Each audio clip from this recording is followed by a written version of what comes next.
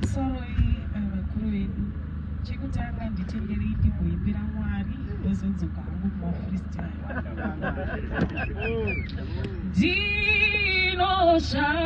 Ndinoshamiswa kwazvo namabasa makuru akaitiwa nemi osea norumbidzwa wenyu Mwari unoshamisa kwazvo zvinodada ukuru wenyu Mwari unoshamisa kwazvo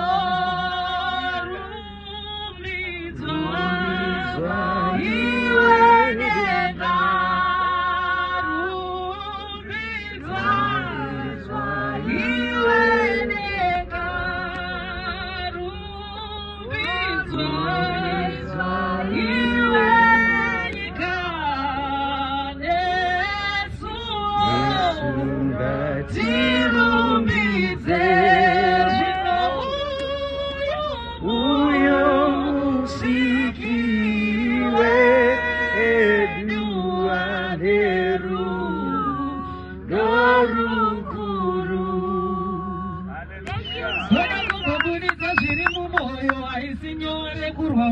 pachimoyo azvingazogumira pamuromo imi makadibatsira pakukwidza mako. It's been a long time mukana ndichiungwa ndakabva choza kwandangadirira